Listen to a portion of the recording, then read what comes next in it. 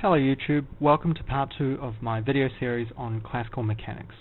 In my first video I told you a little story about how I'm going to buy my first car, and you might legitimately wonder what any of that has to do with classical mechanics. The key result that I want to emphasize is the Euler-Lagrange equation, a second order differential equation that all functions that are stationary for a variational problem that they must satisfy. And that type of variational problem is exactly how the least action principle is formulated. The least action principle. This is the heart and soul of classical mechanics, and it's the basic foundation of modern physics. I'm going to talk about Noether's first theorem and global symmetries after this, and then I'm going to translate all these ideas into the Hamiltonian language. I'm going to discuss canonical transformations and Noether's theorem in the Hamiltonian language. Then I'm going to illustrate these concepts with the free particle, the simple harmonic oscillator, and broaden my scope to field theories, including the classical Klein-Gordon field and the electromagnetic field. Then we'll finish off by tackling problems that arise when the Hessian matrix is singular. I'm going to explain what that means, and then I'm going to discuss constraint systems, gauge theories, and Noether's second theorem. Then I'm going to introduce Dirac brackets and gauge fixing. Now these last few topics really seem to provoke a lot of anxiety for no good reason, so I really want to make it clear and concise.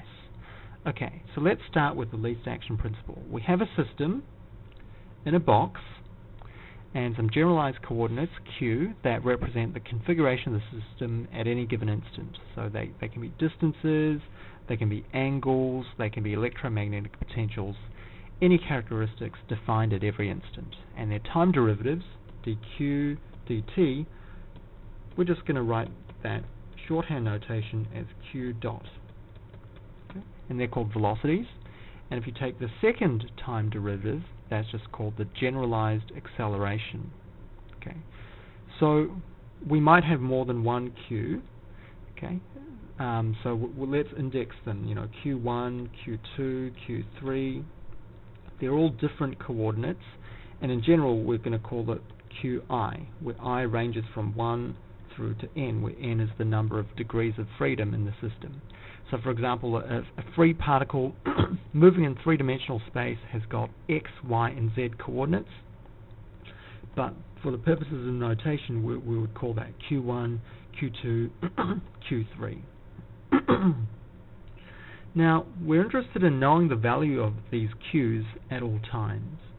Is there a guiding principle, a universal law that tells us what these variables will do? Because if there is, then we can apply that law to the problem at hand, and we get a system of differential equations and that are called the equations of motion, and we can either solve those differential equations exactly, or the more common situation is that we run a computer simulation because we can't, and we get some kind of numerical solution. Okay. In these videos I'm going to exclusively talk about the process, the physics that generates these equations of motion.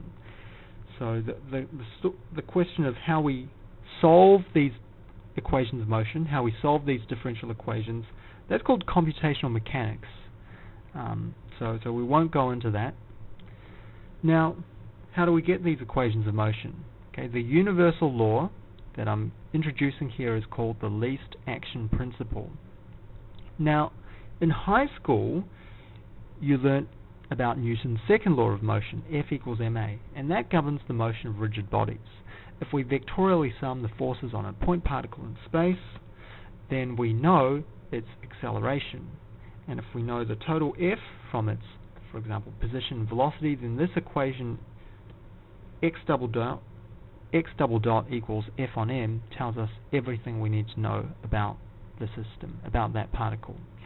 Today we're actually going to demote this law, x double dot equals F on m, as a special case of a more fundamental rule about how point particles and mechanical systems in general behave. There are a couple of reasons why we do this. Well, first of all, we want a framework that unifies results from different physical theories.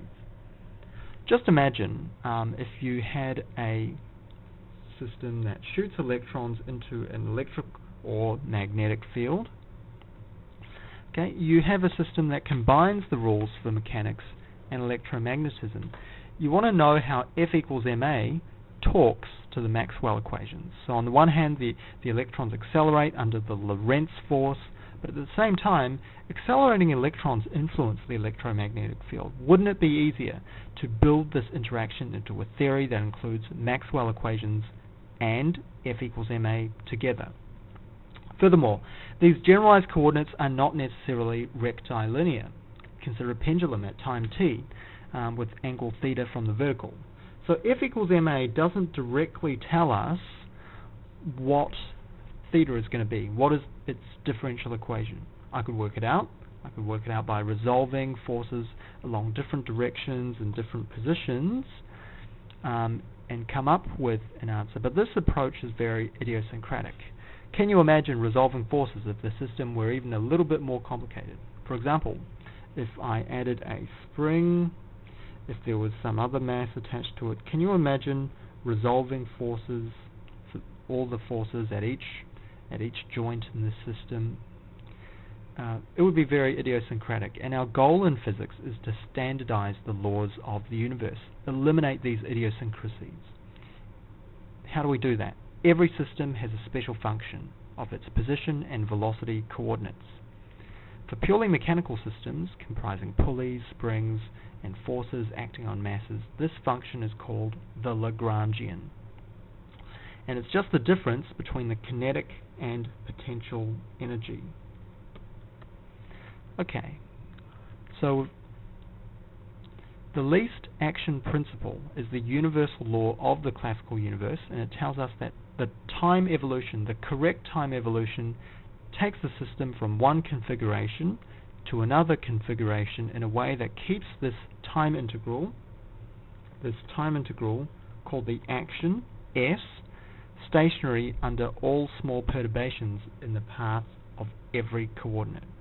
Remember, the system can have multiple coordinates, say Q1, Q2, Q3, and so on. So in general, that's Qi, where I ranges from 1 to n. Okay, and there is one Euler-Lagrange equation for every Q. Okay, the time evolution for each coordinate solves its own Euler-Lagrange equation that says the Lagrangian is stationary under perturbations of that coordinate. So the left-hand side here is a vector with n components, right, because of this index, this I index. So that's dl dq1, dl dq2, so on and so forth. So this vector on the left-hand side is equal to the time derivative of this vector. This is also a vector because this index is here as well. dl dq1 dot, dl dq2 dot, so on and so forth. This is called the force, the generalized force, along direction Qi. And this quantity is called the canonical momentum conjugate to Qi, dl dqi dot. Force is equal to the time derivative of momentum. Does that sound familiar? You think about that. So the canonical momentum conjugate to coordinate Qi is dl dqi dot, which can depend on any of the q's and q dots. Its total derivative will depend on these position derivatives, these velocity derivatives, so these position derivatives and these velocity derivatives times the derivative of position with respect to time and the derivative of velocity with respect to time. So that's velocity and acceleration respectively. So you can think of, so we account for all of these possible dependencies. So let's pick a different index, k, and we sum over all possible values of k. So k equals 1, k equals 2, k equals 3.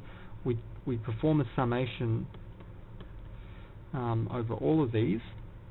And you can think of this quantity here as being a matrix with two indices, I and k, times a vector with one index, which is k. And this is basically matrix multiplication. Likewise, this is a matrix with I and k indices times a matrix with times a vector with a k index. And sometimes there can also be direct dependencies of the Lagrangian on time. Okay, so this matrix of mixed partials is normally labeled alpha, and this matrix is called the Hessian or the mass matrix, and ordinarily it's invertible. We call it W. If it's not, then nasty things can happen, and I'm going to talk about that in a later video. And this vector here only exists if the Lagrangian has an explicit time dependency. Systems without this dependency are autonomous, and sometimes people like to eliminate this time dependency and only consider autonomous systems, and there's a good reason for this, because you can rewrite any time-dependent system as an autonomous system by treating time as a canonical coordinate, as a generalized coordinate. However, this also means that you double the number of coordinates in the system. In this video, I'm going to leave the time dependency intact, but I just want to emphasize a number of special results that arise in the autonomous case. Now, you can multiply the Lagrangian by any scale factor, and it won't influence your Euler-Lagrange equations of motion. Okay? You just imagine that. So on the left-hand side, you've got dl, dq, and on the right-hand side, you've got the total time derivative of dl, dq dot.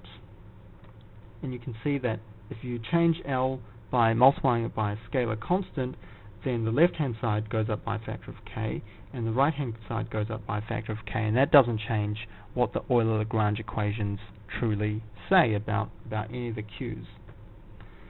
What you can also do, surprisingly, is you can also add the total derivative of any arbitrary function f that depends on q and t, but not q dot. Okay? And if you do that, what you're really adding are these two terms, and this won't change the Euler-Lagrange equations of motion either. Okay, let's check that. Let's check that. So if L1 is our new Lagrangian, where L2 was our original one to which we added this total time derivative, what equations of motion does L1 produce? Let's work it out. So on the left-hand side of the Euler-Lagrange equation using L1, we've got dl dq dot, so the original dl dq, and then plus the q derivative of this other stuff that we've added on now. Here it is. Okay, that's on the left. On the right-hand side, we've got the total time derivative of dl dq dot. So what is dl dq dot? How is that going to change? Well, it's our original dl dq dot plus something extra. What extra? There is only one dependency on q dot in the thing that we've added, and here it is. This thing here doesn't depend on q dot. So in other words, to the right-hand side of the Euler-Lagrange equation, all we're adding on is the total time derivative of df dq. Okay, the total time derivative of df dq. And so that comes out to this. And guess what? These two things cancel out. They're the same thing. And there you have it. There you have it. The two Lagrangians give the same Euler-Lagrange equations of motion. Okay. So I've been talking very theoretically so far. Let's look at an example. We're going to first consider the free particle moving through space, just in one dimension. Okay. So the Lagrangian, as I said before, is equal to the total kinetic energy minus the total potential energy, which is just mv squared minus 0. And if we're going to call the coordinate q of t, then the kinetic energy is just 1/2 mv q dot squared. So what is the Euler-Lagrange equation of motion? That shouldn't be there. So dl dq is equal to the total time derivative of dl dq dot. Well, that left-hand side is just 0. There's no direct dependency on q. And the right-hand side is going to be mq. The canonical momentum conjugate to position is just the momentum. Okay? And there you have it. The Euler-Lagrange equation tells us that 0 is equal to mq double dot. And this is the solution. Well, guess what? That's just Newton's first law of motion. So the new theory that we've learnt about now is consistent with what we already know. Okay. Now, in general, if we have a force, we can represent a force as the spatial derivative of some potential function u. Okay. So in other words, if we had, for example, if we wanted to apply a force F is equal to kx, all we would need to do to the Euler-Lagrange equation is just to add on a term kx squared on 2. And you can see that to the left-hand side of the Euler-Lagrange equation, instead of having 0, we would now have kx. Okay? These types of forces that are equal to the partial derivative of some potential function are called conservative forces. Let's look at another example, one that you're probably sick of if you've studied physics in high school, the simple harmonic oscillator. This time q, our generalized coordinate, is going to equal the distance of our mass from its rest point. Okay, and as before, the Lagrangian is equal to t minus v. Okay, so this time we've got our kinetic energy, which is the same as last time, and then what we've got now is the potential energy arising from the spring. And you can see that this does in fact produce a force of kq as I described earlier. Because the spring is a conservative force. Okay? So this is the Euler-Lagrange equation of motion. And this is what it comes out to.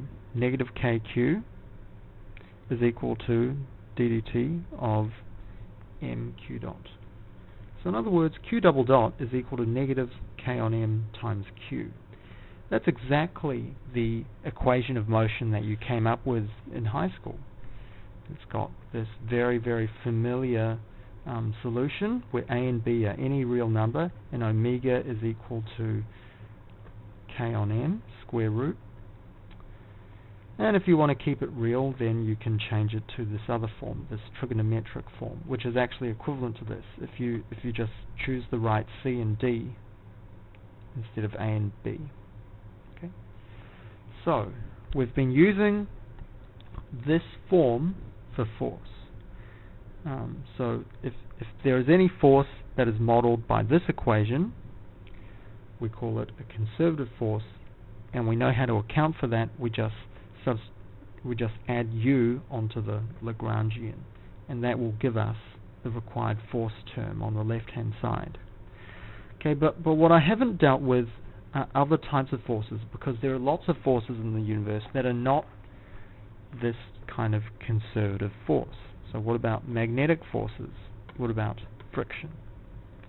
Okay, let's just talk about magnetic forces for a moment.